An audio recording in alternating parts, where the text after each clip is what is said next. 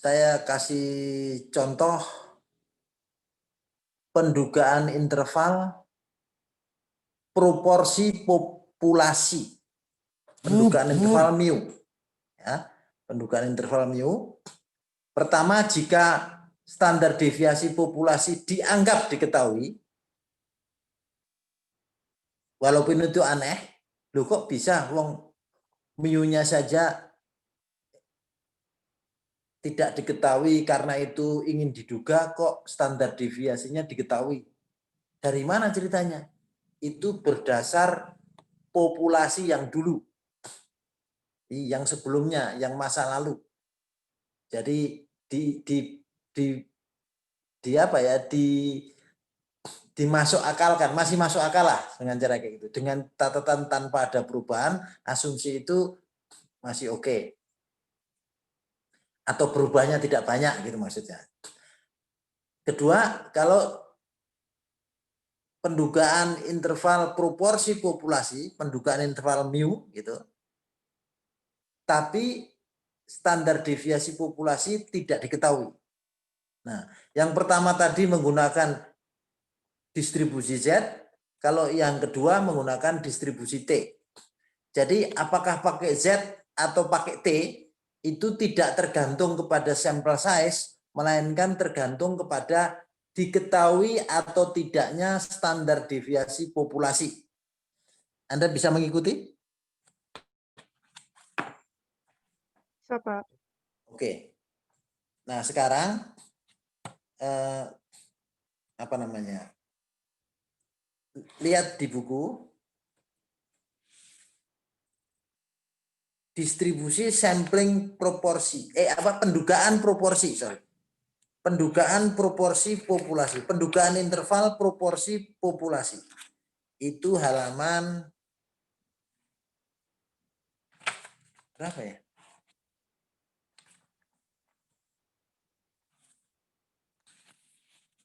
...168. Subbab 11.5.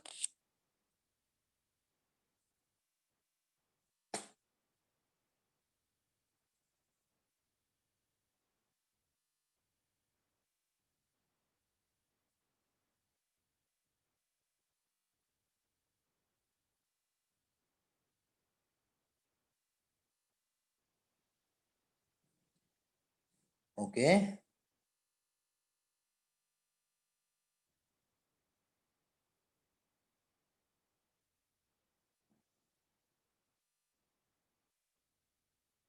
Nah, itu ada salah cetak ya, 168 bagian bawah itu. SP itu bukan P besar kali 1 min P besar, tetapi P kecil.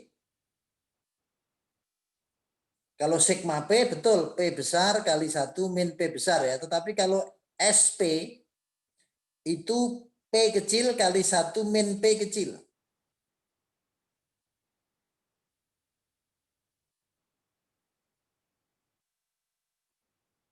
Sudah? Ya. Nah, itu kan yang SP yang bawah. Itu kan ada SP sama dengan akar P kali 1 minus P kali akar N. Nah, itu P besarnya itu semua diganti P kecil. Yang bawahnya juga gitu. P besarnya semua diganti P kecil. Ya, betul itu. Ya. Yang Kesia tampilkan itu betul. Itu salah cetak, SP-nya itu P besarnya diganti P kecil.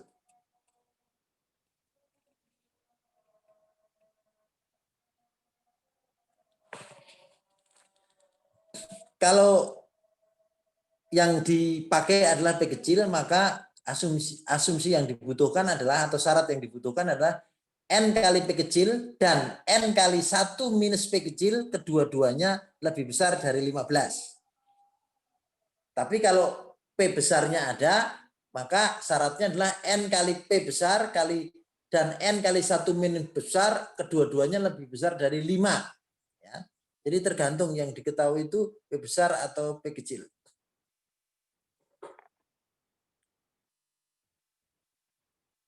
Terus sekarang contoh soal.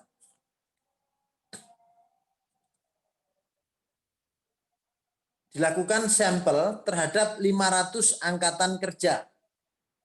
Ternyata ditemui 35 menganggur. Buatlah interval keyakinan proporsi penganggur dengan tingkat keyakinan 90%.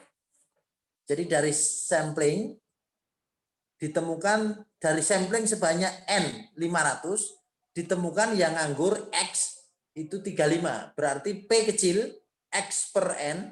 Kenapa P kecil? Karena ini proporsi sampel adalah 7%.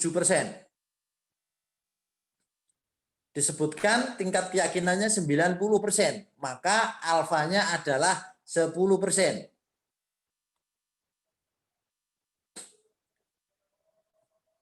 Oke. Nah, terus kita diminta menyusun apa tadi namanya confidence interval atau interval keyakinan proporsi populasi. Itu seperti formatnya itu seperti itu di halaman 169 yang atas itu. Kesia, tolong 169 yang atas. Nah, atas itu ini nih. Probability kurung buka P minus Z. Nah, itu kan kurung lebih kecil dari P besar, lebih kecil dari P kecil tambah. Nah, itu. Itu adalah format pendugaan proporsi populasi. Nah, dari informasi yang tersedia di soal itu ya Anda substitutkan ke formula itu, ke probabilitas confidence interval itu, ya pendugaan interval itu. Jadi P kecilnya ada 7%. Terus Anda mencari Z alfa per 2. Itu dari mana? Alfanya 10%. Karena tingkat keyakinannya 90, maka alfanya 10%, alfa per 2 berarti 5%. Anda lihat tabel Z. Ya, kalau ini selalu pakai Z ya. Karena selalu diupayakan syaratnya itu terpenuhi, jadi selalu pakai Z, tidak pakai T. Tapi waktu menduga rata-rata, itu kadang-kadang pakai Z, kadang-kadang juga pakai T, tergantung proporsi standar deviasi populasinya diketahui atau tidak. Oke, nah itu udah contohnya seperti itu.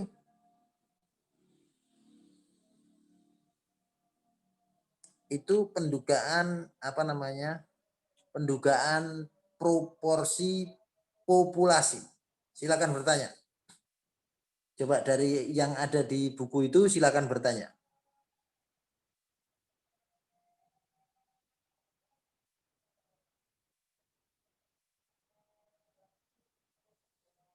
Jika ada yang Anda belum ngerti, sampaikan saja, jangan malu-malu.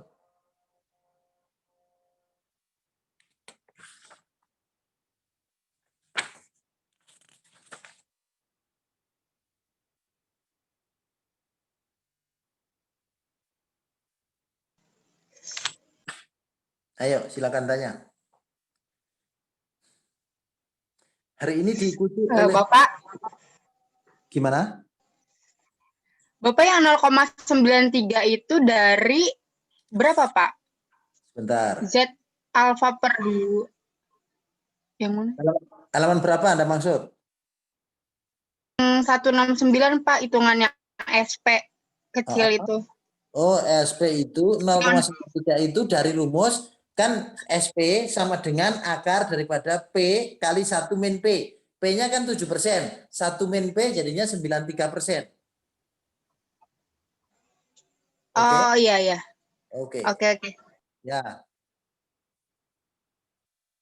Terus apa lagi? Ayo silakan tanya.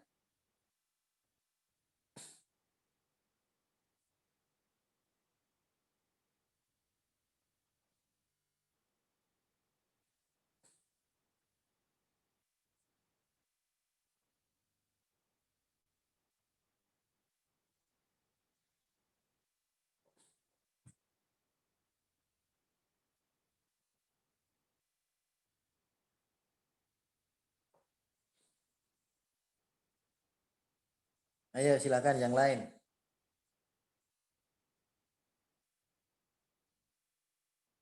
Kalau tidak ada kita maju, nggak apa-apa. Kalau sudah ngerti kita maju. Yang selisih rata-rata dan selisih properti itu kita lewati saja. Ada pertanyaan? Halo. Mungkin belum ada Pak saat ini. Ya, baik. Sekarang kita maju ke topik halaman 170, menentukan ukuran sampel.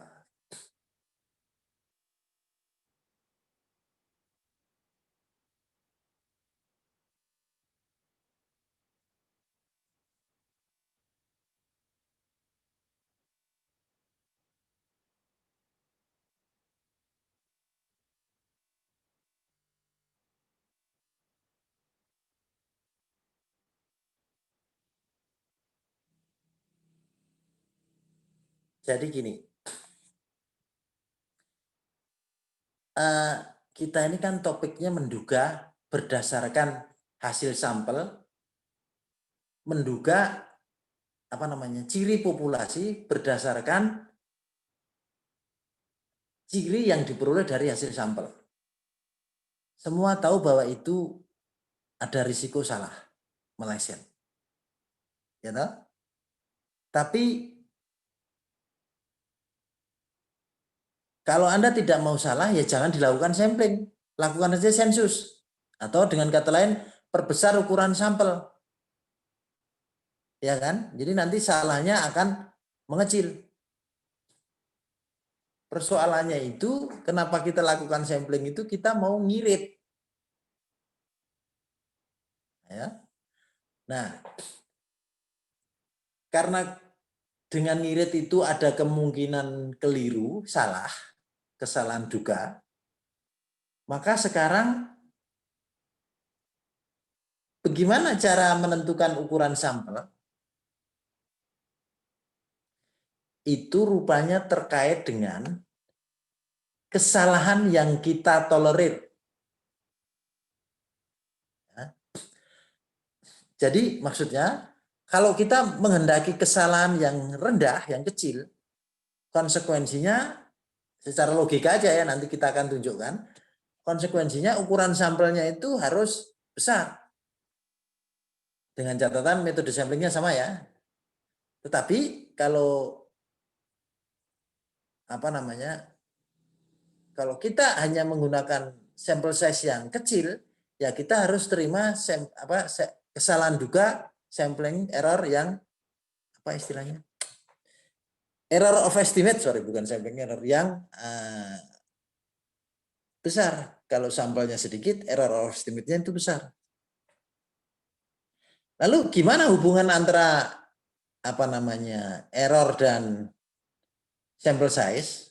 Itu akan kita tunjukkan di halaman 170, 171. Waktu kita menduga rata-rata populasi, ya itu. Ukuran sampel untuk menduga rata-rata populasi. Itu interval keyakinannya atau confident intervalnya itu seperti di rumus di bawahnya itu. Probability kurung buka X bar plus minus Z sama dengan Z. Nah, Z alfa per 2 kali sigma itu namanya error of estimate.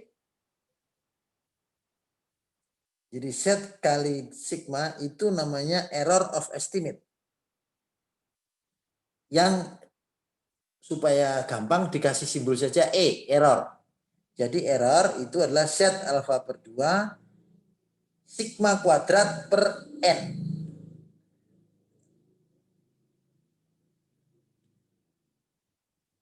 Karena kan sigma X bar itu kan sama dengan sigma per akar N. Jadi kalau semuanya dikuadratkan menjadi sigma kuadrat per N. Anda tahu itu ya maksudnya ya? Atau belum tahu?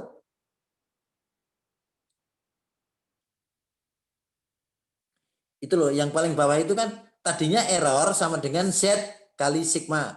Tapi sekarang error dikuadratkan. Maka jadinya sigma Z kuadrat kali sigma kuadrat per N. Mengerti itu Anda? Ngerti Pak. Oke. Jadi N sama dengan formulanya halaman 171 paling atas. Itu formula untuk N, ukuran sampel. Minimum sample size. Jadi kalau Anda menghendaki error tertentu, maka ukuran sampelnya itu dirumuskan seperti itu. Ukuran sampel N berbanding terbalik dengan error. Maksudnya semakin tinggi error, N-nya boleh rendah. Tapi kalau Anda menghendaki error yang kecil, N-nya harus tinggi. Dari rumus itu ketahuan kan? Kelihatan kan? Halo? Halaman 17. Ya. Terus apalagi yang penting? Di situ sigma. Sigma itu standar deviasi atau varian. Artinya apa? Variasi daripada populasi. Jadi kalau populasi itu heterogen, bervariasi, sigmanya besar, maka Anda juga dituntut menggunakan N yang besar dibanding variasi dibanding populasi yang homogen, yang sigmanya kecil. Nangkep Anda maksudnya ini? Nah, tentang Z alfa per 2, tentang alfanya itu ditentukan sebelum studi. Ditentukan berdasar mengikuti level of significance, tingkat keyakinan yang kita tetapkan. Yang baik yang kayak gimana? Yang tingkat keyakinannya tinggi. Tinggi itu gimana? Ya 90 itu tinggi, tetapi kalah tinggi dengan 95, kalah tinggi dengan 99. Jadi yang terbaik itu tingkat keyakinannya, yang lebih baik itu tingkat keyakinan 99% atau alfa yang kecil, contohnya 1%. Selama ini kan kita menggunakan 10% atau 5%. Ada alfa yang kecil lagi itu yaitu 1%. Itu misalnya. Oke, paham Anda? Ada pertanyaan?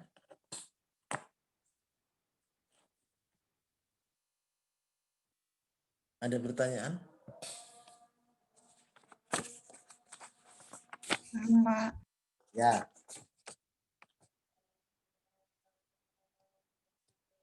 Nah, terus contoh soal. Sebuah pabrik elektronik ingin menduga daya tahan produknya dalam interval plus minus 10 jam dengan tingkat keyakinan 95%. Berdasar pengalaman, standar deviasi daya tahan lampu tersebut adalah 30 jam. Berapa sampel size minimum yang diperlukan? Sudah tinggal pasang rumus. Jadi N-nya berapa itu ditanya, dimasukkan informasi yang ada. Plus minus 10 itu jadi error. Ya, jadi 10 itu jadi errornya maksudnya. Kan plus minus itu adalah tadi Z kali sigma. Itu jadi apa tadi? Jadi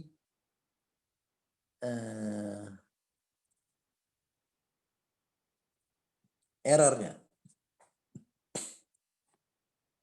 Terus 30 itu adalah sampel size apa namanya? Standar deviasinya, sorry. Karena apa namanya? Karena alfa tingkat signifikasinya 95%, maka alfanya 2,5.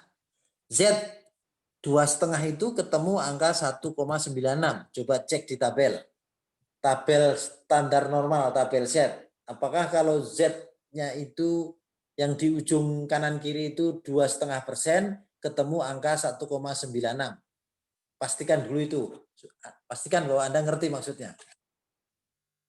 Lihat tabel Z. Tabel Z itu di halaman, kalau buku Anda halaman 277.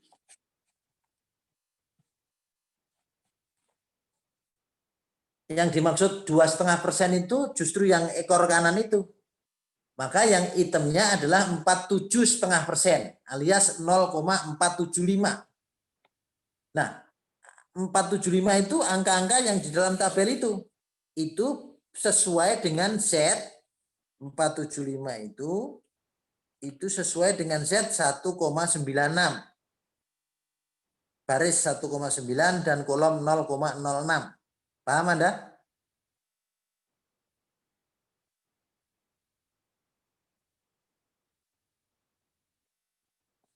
Anda paham? Paham, Pak. Oke. Jadi ketemu angka sampel size minimum adalah 35. 35 unit lampu ya, jadi gitu.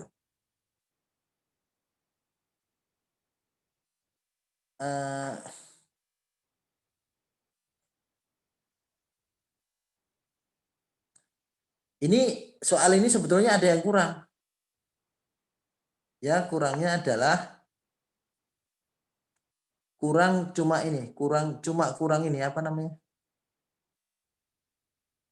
Kan ini berdasar pengalaman standar deviasi populasinya 30 gitu kan.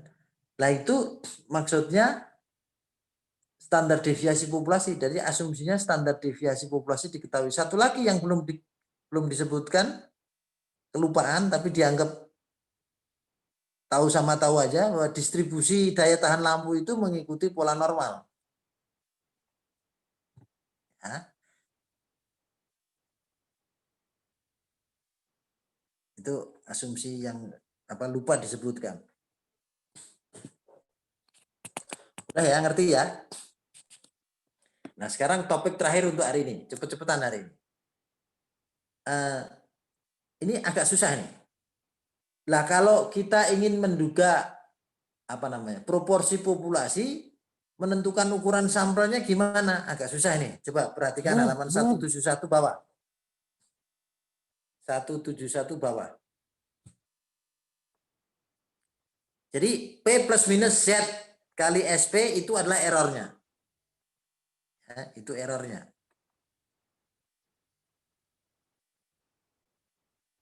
Itu simbolnya bukan C ya, tapi error. Itu ada salah cetak itu. Bukan C sama dengan Z kali ini, tetapi error. E kecil, bukan C itu.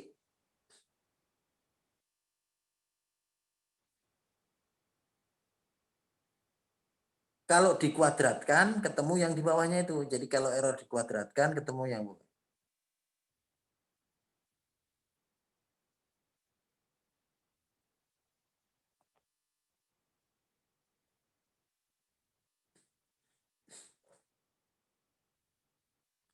Kan tadi disebutkan kalau menduga proporsi populasi itu P besarnya belum diketahui, jadi kita pergunakan informasi P kecil, proporsi sampel.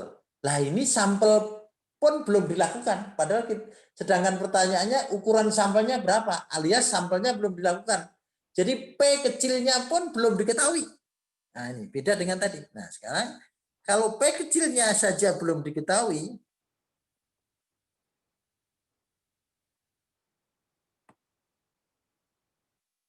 karena itu P besarnya diasumsikan.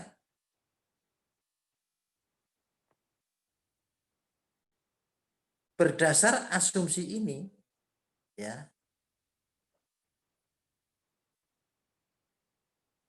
berdasar asumsi ini, oke, maka rumus N-nya itu menjadi seperti halaman yang paling bawah itu. Ingat ya, kalau P besarnya diasumsikan, P besar diasumsikan, itu rumusnya itu tidak pakai N kurang 1, tetapi bawahnya itu cukup N saja. Karena N yang sama dengan bla bla bla bla plus 1 itu menjadi hilang plus satunya. Karena kalau yang digunakan P besar, N kurang satunya itu cukup N saja, nggak pakai N kurang 1. Seperti di halaman 168 tadi ya. Kalau P besar yang dipakai, maka sigma P itu per N saja, tetapi SP itu per N kurang 1. Maksudnya begitu. Ya, jadi supaya jangan bingung. Terus ini contoh. Sebuah pabrik ingin menduga produksi lampu yang cacat. Kalau tadi daya tahan lampu, sekarang lampu yang cacat. pada interval 0,1. Jadi errornya itu 0,1.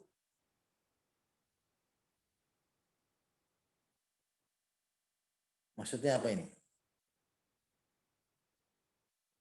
Oke, ya gitu ya. Jadi errornya itu 0,1. Sebentar. Ini ada yang salah di mana ini? Nah, terus itu ada salah sedikit ya. Errornya itu 0,1 dengan tingkat keyakinan 95%. Berarti nanti Z alfa per dulunya kayak tadi 1,96. Berapa ukuran sampel jika berdasar pengalaman masa lalu proporsi lampu yang rusak adalah 0,2. Itu P besar. P besarnya 0,2. Oke.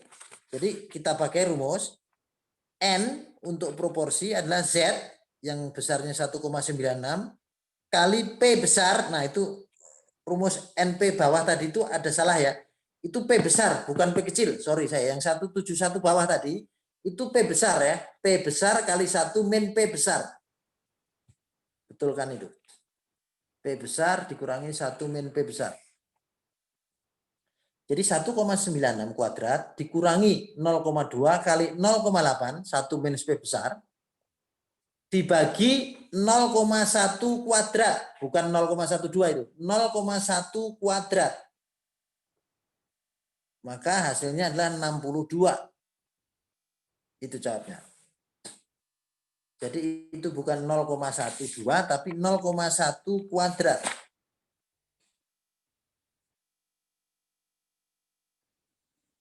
Ada pertanyaan? Halo? Ada pertanyaan? Tidak ada? Belum, Pak. Ya. Sudah, secara materi sudah habis mengenai pendugaan. Sekarang tinggal kita perkaya dengan contoh soal. Nih.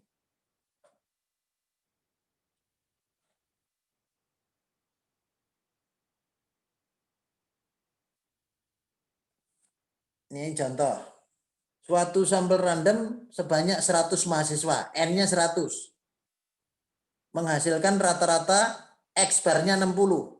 Dan standar deviasi. Ini standar deviasi sampel S-nya 10. Jika populasi berjumlah 250, buatlah interval keyakinan rata-rata populasi. Ya sudah. Kayak tadi. Nah, kali ini pakai faktor koreksi akar N kurang N kecil dibagi N besar kurang 1. Karena antara jumlah sampel dan jumlah populasi itu bedanya enggak seberapa. Maka pakai koreksi itu. Ya. Jadi kalau jumlah populasinya tidak disebutkan seperti contoh soal nomor 1 ini, itu berarti dianggap populasinya itu besar sekali, maka tidak pakai faktor koreksi. Lah ini kenapa pakai faktor koreksi sekarang rumusnya panjang gini? Karena jumlah populasinya terbatas. Terlalu enggak seberapa besar dibanding sampelnya gitu ya. Oke, paham ya? Oke. Terus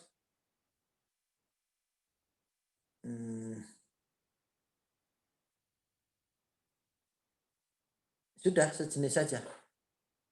Nomor 2 itu pendugaan proporsi. Nomor 3, 4 kita enggak belajar karena itu selisih.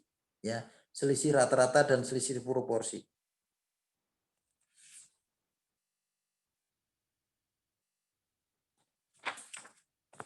Oke, cuma itu saja. Silakan mendalami dan bertanya. Saya tunggu 5 menit.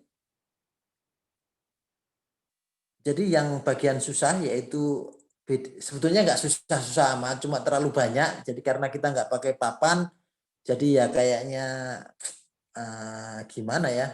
Itu panjang soalnya formatnya gitu.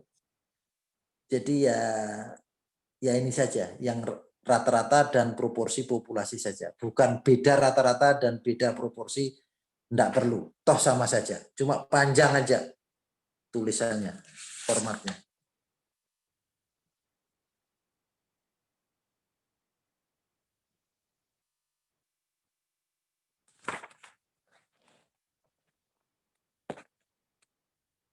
Nomor 5 itu pertanyaan mengenai ukuran sampel kalau menduga proporsi populasi.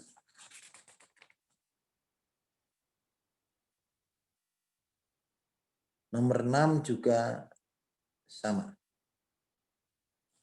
Jadi Anda boleh latihan nomor 5 dan nomor 6.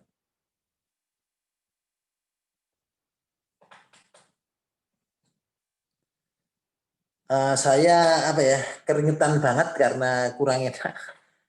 Jadi enggak apa-apa, kita cukup lah. Memang materinya ya cuma ini. Jadi yang penting tadi saya ulangi, kita lagi ngomongin pendugaan secara statistik. Jadi mau mengira-ira parameter populasinya itu berada di mana. Oke, atau berapa besarnya. Berdasar informasi sampel, berdasar statistik.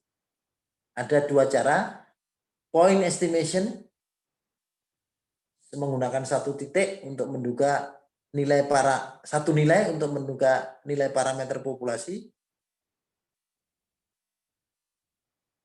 Sayangnya cara ini sering meleset dan tidak cerita berapa melesetnya, berapa kesalahannya. Karena itu jarang dipakai. Orang lebih senang pakai interval estimation karena mengikut sertakan error of estimate.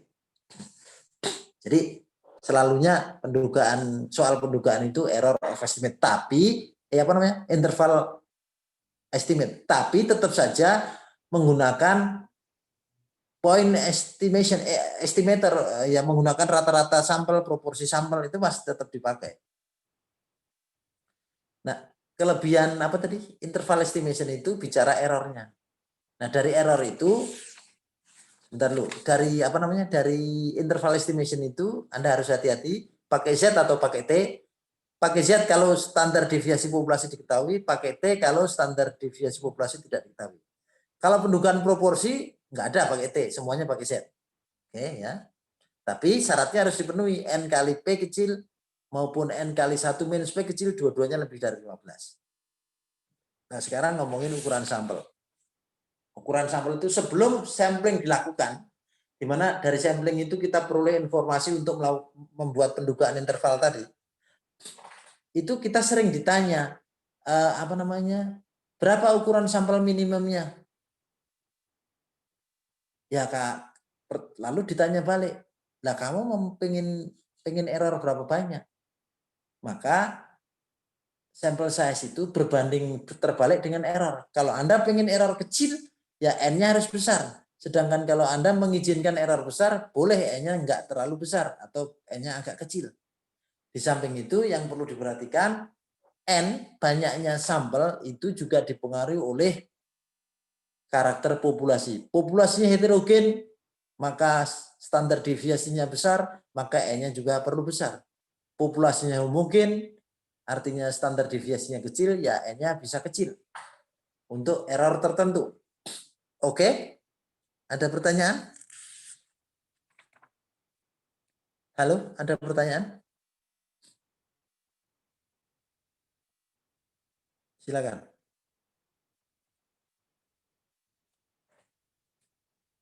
Anda dengar saya kan? Dengeran, Pak. Ya. Dengar, Pak. Ya, silakan tanya.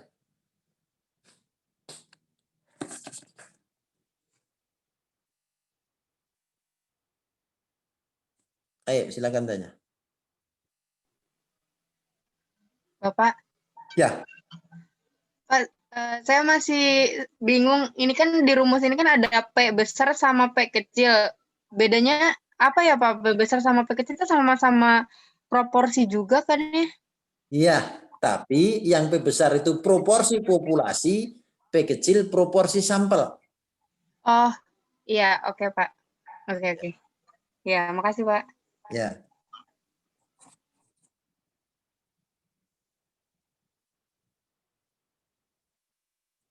Ayo yang lain.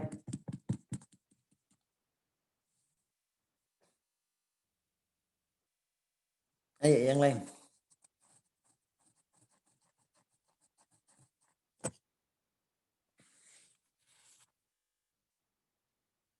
Tidak ada, ya sudah kalau tidak ada. Karena saya agak nggak enak mau buru-buru tidur lagi. Sorry ya. Jadi gimana menurut Anda? Sudah bisa mengerti intinya? Hitung-hitungannya kan ya lewat latihan nanti jadi lancar gitu kan. Yang penting intinya ini maunya ngomongin apa sih gitu. Ngerti?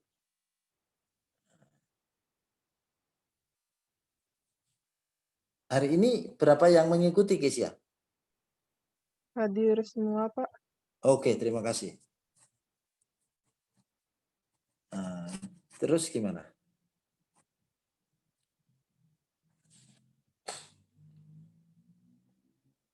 Terus gimana? Jadi yang siapa itu dulu namanya? Taufik Mahindra ya, yang dulu UTS nggak ikut itu.